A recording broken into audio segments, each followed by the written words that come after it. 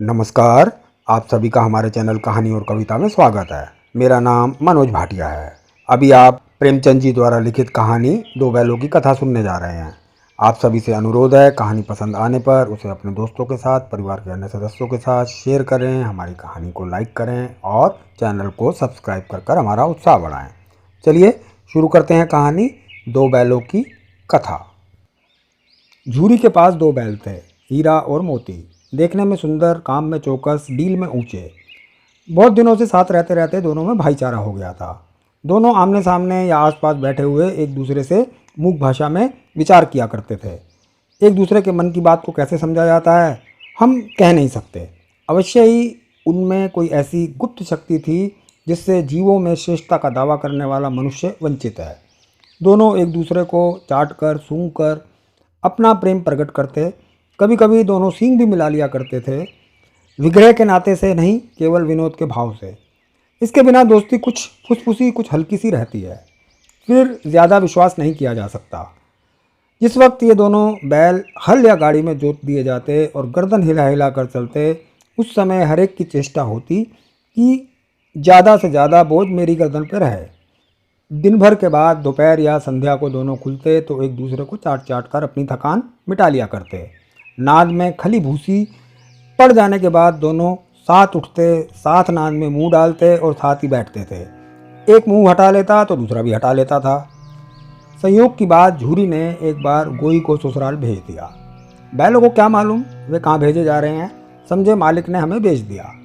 अपना यूं बेचा जाना उन्हें अच्छा लगा या बुरा कौन जाने, पर झूरी के साले गया को घर तक गोई ले जाने में दांतों पसीने आ गया।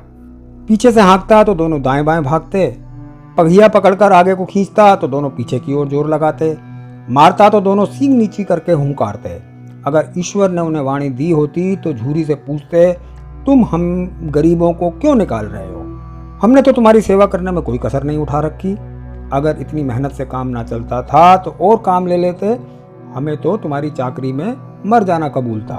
हमने कभी दाने चारे की शिकायत नहीं की। तुमने जो कुछ खिलाया वह सिर झुकाकर खा लिया। फिर तुमने हमें इस जालिम के हाथों क्यों बेच दिया? संध्या समय दोनों बैल अपने नए स्थल पर पहुंचे। दिन भर के भूखे थे, लेकिन जब नाद में लगाए गए तो एक ने भी उसमें मुंह नहीं डाला। दिल भारी हो रहा था। जिसे उन्होंने अपना घर समझ रखा था वह आज उनसे छूट गया। यह नया घर, नया गांव, नए आदमी उन्हें बेगाने से लगते थे। दोनों ने अपनी मूक भाषा में सलाह की, एक दूसरे को कनखियों से देखा और लेट गए। जब गांव में सोता पड़ गया तो दोनों ने जोर मारकर पघा उड़ा डाले और घर की तरफ चल पड़े।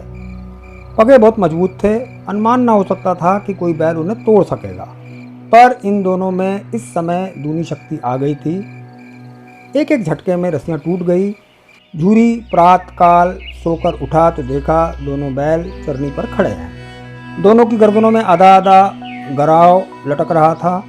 घुटने तक पांव कीचड़ से भरे हैं और दोनों की आंखों में विद्रोह में स्नेह झलक रहा है। झूरी बैलों को देखकर स्नेह से गदगद हो गया, दौड़कर उन्हें गले लगा लिया। प्रेमालिंगन और चुंबन का यह दृश्य बड़ा ही मनोहर था।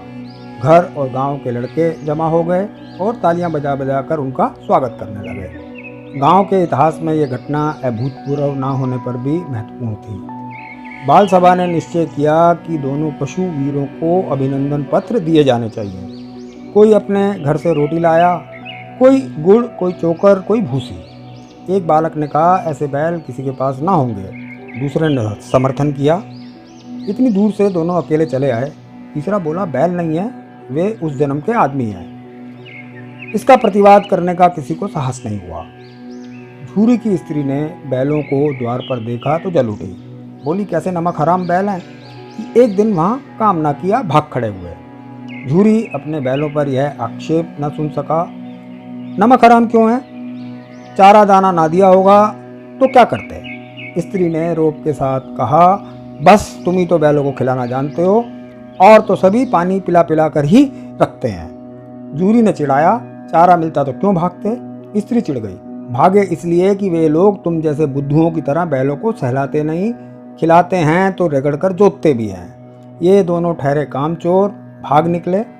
अब देखूं कहाँ से खली और चोकर मिलता है। सूखे भूसे के सिवा कुछ न दूंगी, खाएं चाहे मरें। वही हुआ। मजूर की बड़ी ताकीद की गई कि बैलों को खाली सूखा भूसा दिया जाए। बैलों ने नान में मुंह डाला तो फीका फीका, ना कोई चिकनाट ना कोई रस, क्या खाएं। आशा भरी आंखों से द्वार की ओर ताकने लगे। झूरी ने मजूर से कहा, थोड़ी सी खली क्यों नहीं डाल देता बे? ना दादा, पीछे से तुम भी उन्हीं किसी कहोगे। दूसरे दिन झूरी का साला फिर आया और बैलों को ले चला। अब की उसने दोनों को गाड़ी में जोता। 2-4 बार मोती ने गाड़ी को खाई में गिराना चाहा, पर हीरा ने संभाल लिया। वह ज़्यादा सहनशील था। संध्या समय घर पहुंचकर उसने दोनों को मोटी रस्सियों से बांधा और कल की शरारत का मज़ा चखाया। फिर वही सूखा भूसा डाल दिया। अपने दोनों बैलों को खली, चूनी सब कुछ दी। दोनों बैलों का ऐसा अपमान कभी ना हुआ था।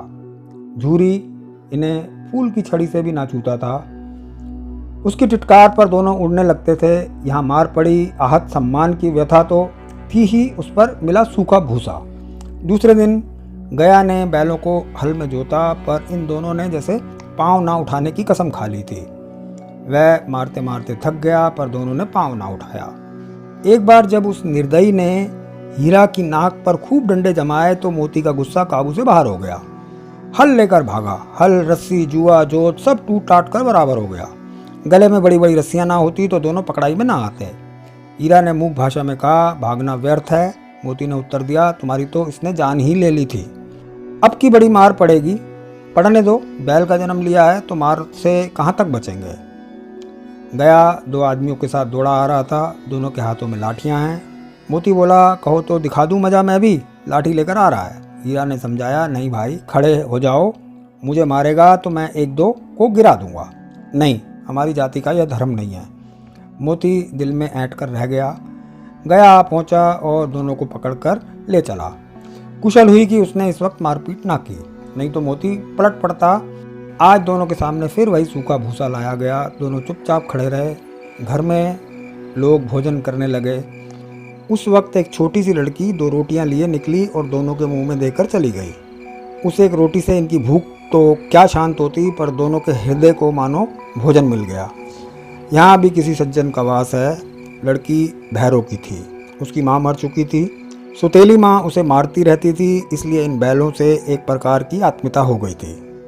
दोनों दिन भर जाते, डंडे खाते, अड़ते, शाम को थान पर बांध दिए जाते और रात को वही बालिका उन्हें 2 रोटियां खिला जाती। प्रेम के इस प्रसाद की यह बरकत थी कि 2-2 गाल सूखा भूसा खाकर भी दोनों दुर्बल ना होते थे, मगर दोनों की आंखों में रोम रोम में विद्रोह भरा हुआ था। एक दिन मोती ने मूक भाषा में कहा, अब तो नहीं सहा जाता हीरा, क्या करना चाहते हो?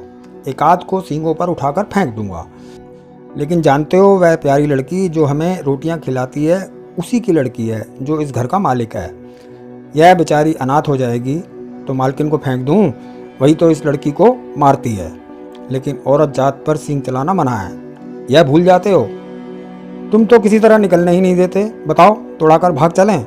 हाँ, यह मैं स्वीकार करता, लेकिन इतनी मोटी रस्सी टूटेगी कैसे?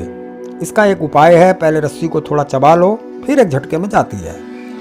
रात को जब बालिका रोटी खिलाकर चली गई तो दोनों रस्सियां चबाने लगे, पर मोटी रस्सी मुंह में ना आती थी। बेचारे बार बार जोर लगाकर रह जाते थे। सहसा घर का द्वार खुला और वह लड़की निकली। दोनों सर झुकाकर उसका हाथ चाटने लगे। दोनों की पूंछ खड़ी हो गई। उसने उनके माथे सहलाए और बोली, खोल देती हूँ, चुपके से भाग जाओ, नहीं तो ये लोग मार डालेंगे। आज घर में सलाह हो रही थी कि इनकी नाकों में नाथ डाल दी जाए। उसने गराव खोल दिया, पर दोनों चुपचाप खड़े रहे। मोती ने अपनी भाषा में पूछा, अब चलते क्यों नहीं जी? हीरा ने कहा, चलें तो, लेकिन कल इस अनाथ पर आफत आएगी, सब इसी पर संदेह करेंगे। सहसा बालिका चिल्लाई, दोनों फूफा वाले बैल भागे जा रहे हैं, ओ दादा, ओ दादा। दोनों बैल भागे जा रहे हैं। गया हड़बड़ाकर भीतर से निकला और बैलों को पकड़ने चला। वे दोनों भागे। गया ने पीछा किया, और भी तेज हुए। गया ने शोर मचाया, फिर गांव के कुछ आदमियों को भी साथ लेने के लिए लौटा। दोनों मित्रों को भागने का मौका मिल गया। सीधे दौड़ते चले गए, यहाँ तक कि मार्ग का ज्ञान न रहा। परिचित मार्ग से आए थे, उसका यहाँ पता ना था। नए नए गांव मिलने लगे। तब दोनों एक खेत के किनारे खड़े होकर सोचने लगे, अब क्या करना चाहिए। हीरा ने कहा, मुझे मालूम होता है राह भूल गए, तुम भी बेतहाशा भागे, वहीं उसे मार गिराना था। उसे मार गिराते तो दुनिया क्या कहती। दोनों भूख से व्याकुल हो रहे थे। खेत में मटर खड़ी थी, चरने लगे। जब पेट भर गया, दोनों ने आज़ादी का अनुभव किया तो मस्त होकर उछलने कूदने लगे। पहले दोनों ने डकार ली, फिर सींग मिलाए और एक दूसरे को ठेलने लगे। मोती ने हीरा को कई कदम पीछे हटा दिया, यहाँ तक कि वह खाई में गिर गया। तब उसे भी क्रोध आ गया, संभल कर उठा और मोती से भिड़ गया। मोती ने देखा कि खेल में झगड़ा हुआ चाहता है तो किनारे हट गया।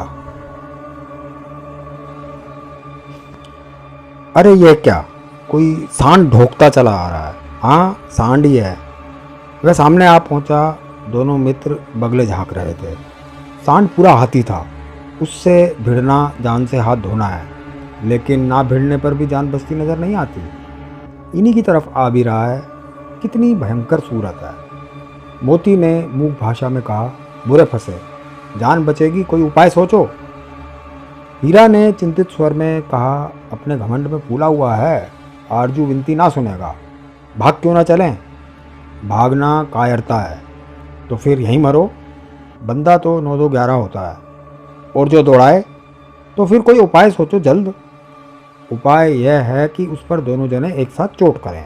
मैं आगे से रगे देता हूँ, तुम पीछे से रगे दो। दोहरी मार पड़ेगी तो भाग खड़ा होगा। मेरी ओर झपटे, तुम बगल से उसके पेट में सींग घुसेड़ देना। जान जोखिम है, पर दूसरा उपाय नहीं है।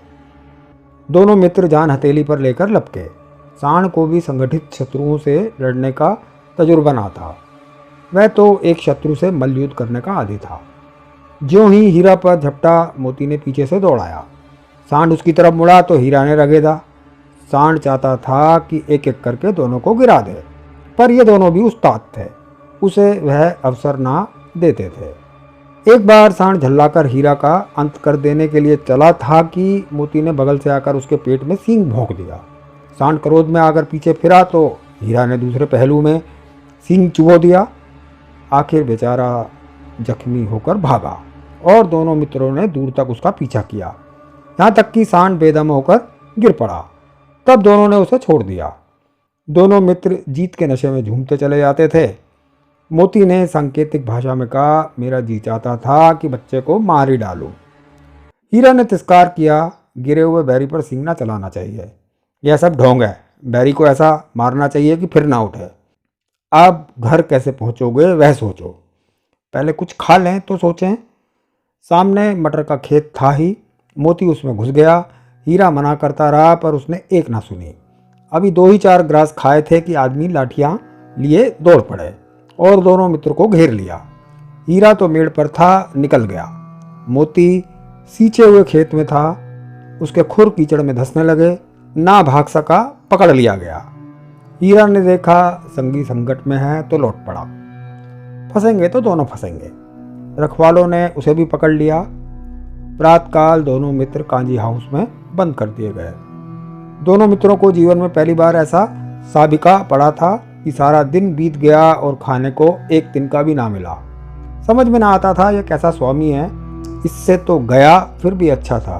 यहाँ कहीं भैंसें थी, कहीं बकरियाँ, कई घोड़े, कई गधे, पर किसी के सामने चारा ना था। सब जमीन पर मुर्दों की तरह पड़े थे। कई तो इतने कमजोर हो गए थे कि खड़े भी ना हो सकते थे। सारा दिन मित्र फाटक की और टकटकी लगाए रहते, पर कोई चारा लेकर ना आता दिखाई दिया। तब दोनों ने दीवार की नमकीन मिट्टी चाटनी शुरू की, पर इससे क्या तृप्ति होती। रात को भी जब कुछ भोजन ना मिला तो हीरा के दिल में विद्रोह की ज्वाला दहक उठी। मोती से बोला, अब नहीं रहा जाता मोती। मोती ने सर लटकाए हुए जवाब दिया, मुझे तो मालूम होता है कि प्राण निकल रहे हैं। आओ दीवार तोड़ डालें। मुझसे तो अब कुछ नहीं होगा। बस इसी बूते पर अकड़ते थे, सारी अकड़ निकल गई। बाड़े की दीवार कच्ची थी, हीरा मजबूत तो था ही। अपने नुकीले सींग दीवार में गड़ा दिए और जोर मारा तो मिट्टी का एक चिप्पड़ निकल आया। फिर तो उसका साहस बढ़ गया और उसने दौड़ दौड़ कर दीवार पर चोटें की और हर चोट में थोड़ी थोड़ी मिट्टी गिराने लगा। उसी समय कांजी होश का चौकीदार लालटन लेकर जानवरों की हाजिरी लेने आ निकला। हीरा का उद्दंडपन देखकर उसे कई डंडे रसीद किए और मोटी सी रस्सी से बांध दिया। मोती ने पड़े पड़े कहा, आखिर मार खाई, क्या मिला। अपने बूते भर जोर तो मार दिया, ऐसा मारना किस काम का कि और बंधन में पड़ जाए। जोर तो मारता ही जाऊंगा, चाहे कितने ही बंधन पड़ते जाएं, जान से हाथ धोना पड़ेगा, कुछ परवाह नहीं। यूं भी मरना ही है। सोचो दीवार खुद जाती तो कितनी जानें बच जाती। कितने भाई यहाँ बंद है, किसी की देह में जान नहीं है। 2-4 दिन यही हाल रहा तो मर जाएंगे। हाँ ये बात तो है। अच्छा तो ला, फिर मैं भी जोर लगाता हूँ। मोती ने भी दीवार में सींग मारी और फिर हिम्मत बढ़ी। फिर तो वह दीवार में सींग लगाकर इस तरह जोर मारने लगा मानो किसी प्रतिद्वंदी से लड़ रहा है।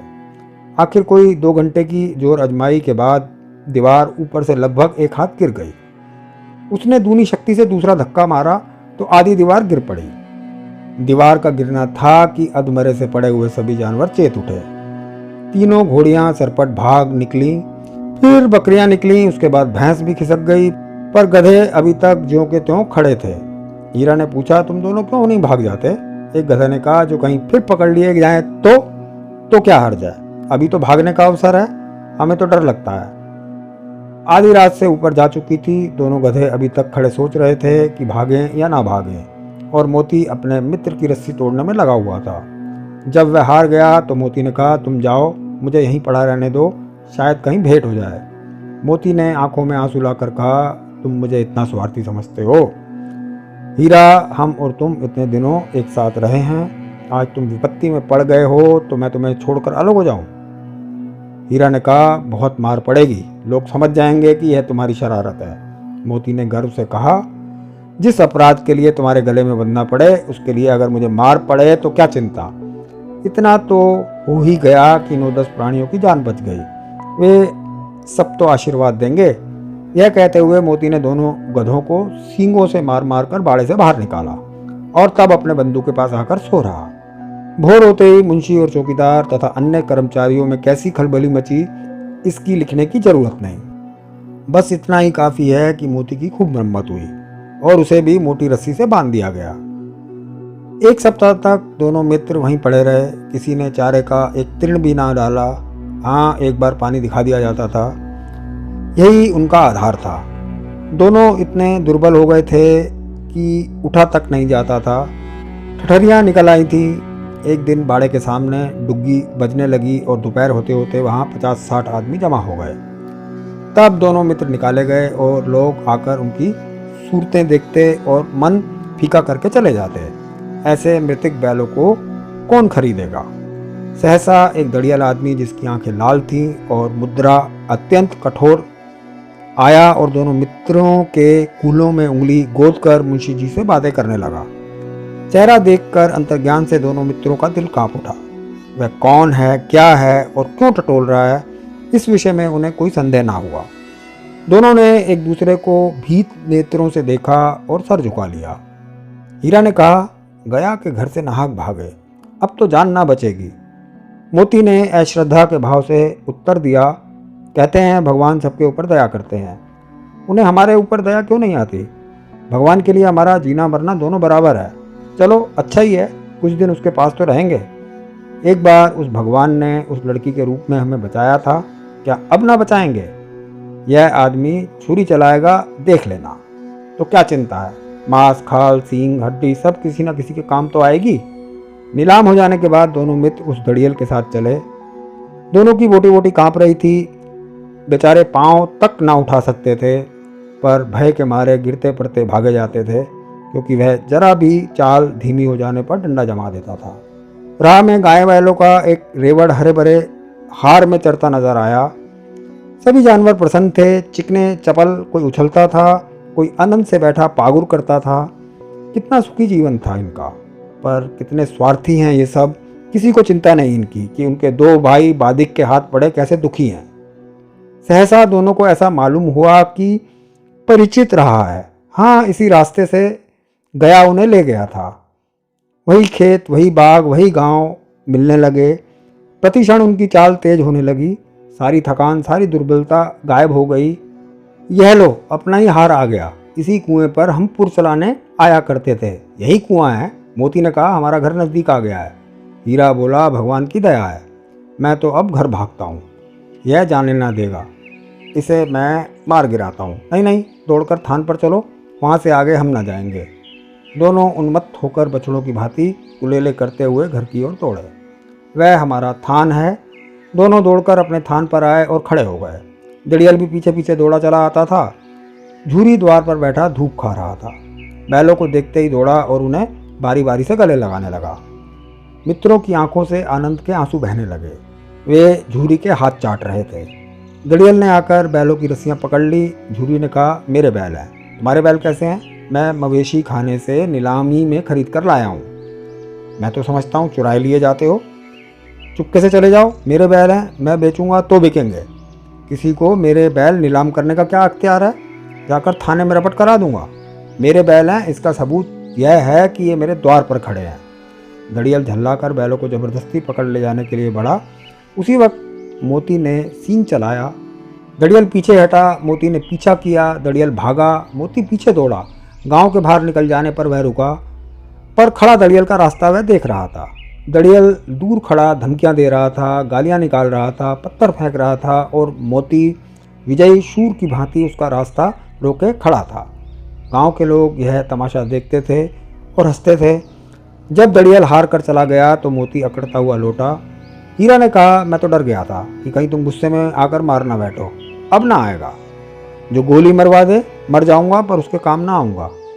हमारी जान की कोई कीमत ही नहीं समझता, इसलिए कि हम इतने सीधे हैं। जरा देर में नादों में खली, भूसा, चोकर और दाना भर दिया गया और दोनों मित्र खाने लगे। झूरी खड़ा दोनों को सहला रहा था। वह उनसे लिपट गया। झूरी की पत्नी भी भीतर से दौड़ी दौड़ी आई। उसने आकर दोनों बैलों के माथे चूम लिए। दोस्तों, हम उम्मीद करते हैं कहानी आपको पसंद आई होगी। आपसे अनुरोध है कि कहानी को आप अपने दोस्तों के साथ, परिवार के अन्य सदस्यों के साथ शेयर करें, कहानी को लाइक करें, वे हमारे चैनल को सब्सक्राइब कर हमारा उत्साह बढ़ाएं। कमेंट बॉक्स में हमारे लिए अपने सुझाव जरूर छोड़ें। आते रहिएगा। चैनल पर कहानियों और कविताओं का सिलसिला यूं ही चलता रहेगा।